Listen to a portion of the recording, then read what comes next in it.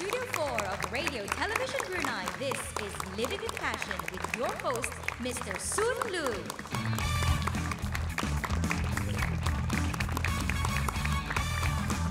All right, welcome to Living with Passion. Let's give all of you a big hand again. So, have you thought of starting your own business? Do you have an idea that you thought would be so cool you can start with? What would be that idea? So when I was a bit younger, I was in USA, and my dreams is to start a business in Silicon Valley. So, do you know how you start a company? No idea, right? Okay, you don't go to the bank first, right? You first start by writing a business plan. So I remember I write a business plan with my two friends, all of us below 30, and we went and give our business plan to our professor. And guess what did our professor say to us? Do you think they're very encouraging?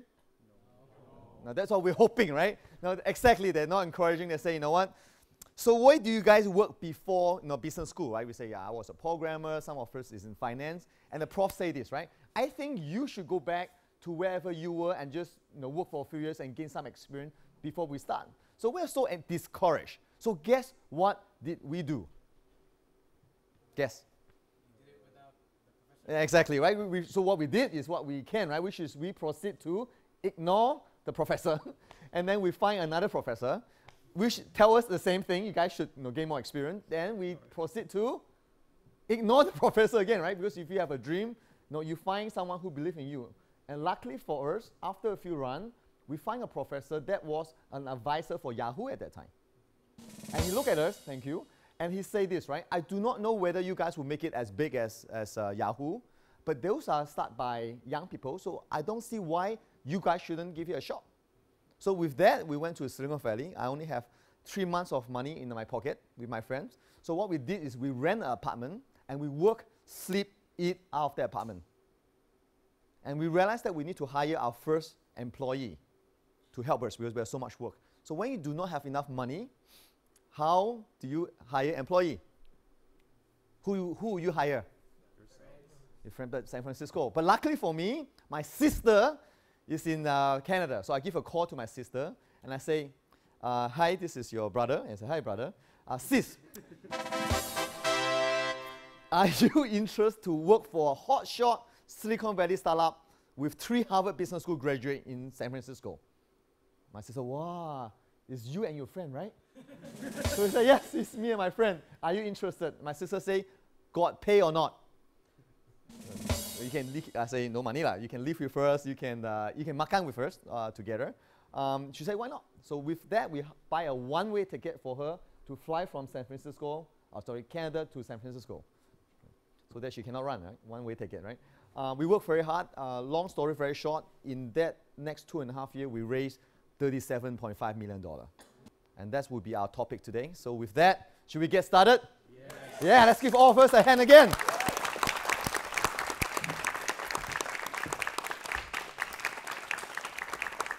So joining us today is a young man who also has a dream to start a technology company.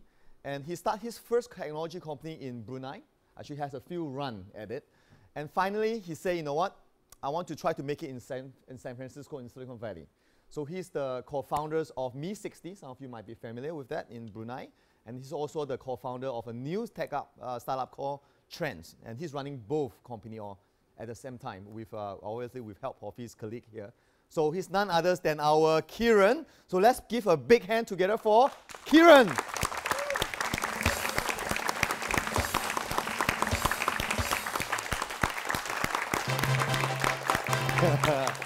Thank you, Kieran. Oh, thank you very much. How are you doing today? Oh, not too bad. How are you? Good. Great. Okay. Welcome back. I know you were at San Francisco. You just came back here. So how's San Francisco? Oh, it's different. It's fantastic. It's very, very different from Brunei. It's when you go there, people are very accepting of everyone. Very accepting, right? Very, very accepting. I mean, when you go, when I was in Brunei, if you saw somebody who was dressed slightly differently or acted slightly differently, it would turn your head and you think, that's quite strange there. Right? But check on audience, right? Who has been to San Francisco? Yeah. Okay, who loves to go to San Francisco? Okay, yeah, it's okay. Right, Yeah. okay, got it. Okay, So yeah. come visit if Yeah. you ever needed to. But it's, So what you saw in San Francisco? So well, the first thing that really struck me is when I got there, I was walking out and I thought I'd seen some strange things in my time. okay. But I walked down the road and there was somebody walking around dressed like a disco ball with pink high heel shoes on. And this is your first time in San. My first time out, I was yeah. like, what on earth is that? Right? Yeah. And you know, after a couple of weeks, you see that's just people doing what they want to do. And so after like 3 weeks of being there, you'd have somebody walking around dressed like as a gorilla. You probably wouldn't really notice that much. Because it's so natural for them to express themselves. Yeah, and it's they allow people to do, you know, they let people get on with their own lives. So that kind of trickles onto the way that you run a business. If you had an idea saying, I'm going to change the world this way, I'm going to do this, instead of people saying, nah, you can't do it, it's like, yeah, no, go for it. The best of luck to you. How can I help? Yeah. You were saying that, you know, in a normal coffee joint in San Francisco, you most likely will find someone working on the startup ideas. Yeah, definitely. It's a place where you throw a stick and you're going to hit somebody who's working on a startup or working with a startup or something in tech. It's imagine, you know, if you were an actor and you went to Hollywood, you're going to find other actors there, and they'll be working in the coffee shops between jobs and things. It's the same thing. It's if you're in my industry, which is in tech or, you know, in apps or that kind of area, there's a big concentration of people there, and that helps. There's a lot of people who want to start up. I mean, Yeah. Hollywood, people want to be actor, actress, go to Hollywood. Yeah. For the startup guys, they went to San Francisco, to Silicon Valley. And if you want help or advice from people who know what they're talking about, experience, well, that's the best place to be. So you can literally go to that coffee shop and just ask the guy next to you, say, hey, here's my app. Can you give me some advice? And they'll probably say, yeah, sure, but here's my app. You've got to give me some of your advice too. It's a trade. Yeah. Yeah, you did that. You go to a coffee shop, Jingchu in Brunei, you ask someone like, here's my app, can you give me some advice? The person will be like, Yeah. crazy guy. You're crazy, yeah. Yeah, So that's a culture that's very entrepreneurial yeah. over there that you find. Yeah, it's just because there's so many people there. It's more there are more people around to do that. Yeah. How do you start your entrepreneurial journey, and what got you started? You know, map us a bit. Yeah. All right, my first taste of entrepreneurship is different from how I started my entrepreneurial. Like, it's not my first business. Okay. Okay, my first taste of entrepreneurship was when I was in primary 5, so that would be around about, say, 8 or 9 years old. Is that right? Yeah, is that right? Or maybe 10? 9, 10, maybe. 9, 10, like around that, there. yeah. So I was in school and we had a tuck shop. Okay. And they sold these ice lollies for $1 a piece. So nice big ice lollies, and it was nice every day. So during it's a piece of ice, yeah, like the ice cream, right? Yeah, ice cream lollies, right? Yeah. But I noticed that at the Kudai Runchet down the road from my house Right. was selling them in big packets, and they worked out at 50 cents each. Ah, so it says sell it in the shop for $1, Yeah. but you can buy it at 50 cents. At 50 cents. So what I did is I went to the shops at home, I bought it, I freezed it, took it to school with me, and I sold it for 80 cents. Yeah. Which is lower than what? Yeah, Okay. yeah, so I undercut the tuck shop at by age 9.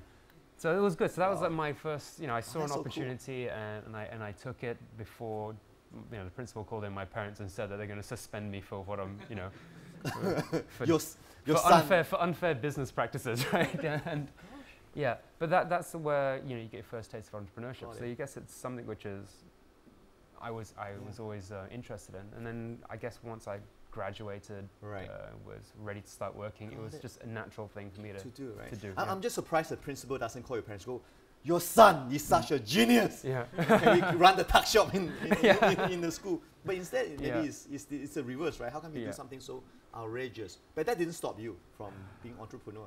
Well, no, I mean, it's one of those things where it just shows that your character, that if you see an opportunity and you take it, then that would be it. I'm very grateful that I wasn't, you know, pushed into the industry of tuck shops by the age of 9. That would have changed my destiny completely. But yeah.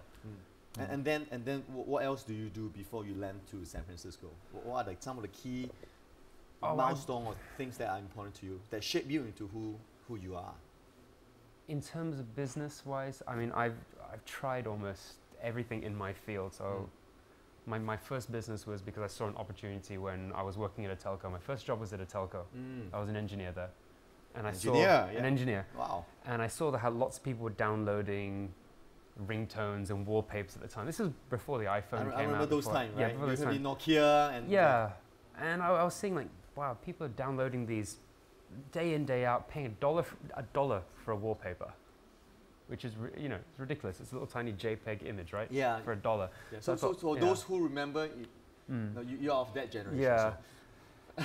So I thought, okay, I could do that. So Yeah. I quit my job, and I started a company which sold wallpapers and ringtones on the mobile network. So it Quit your job, just boom, gone. Quit my job and did that. So I saw the opportunity, took it, and it was I'd say it was fairly successful. Gave me the ability to try more things, and ever since then I've tried everything. I've tried making Facebook apps, lots of different mobile apps. Some were okay, some were a bit naff, and nobody really liked it. But it's something that you continue trying to do. And so it's not a linear, it's not the usual stereotypical thing that we think we heard of, which is like, you make it, you become successful, and then you make the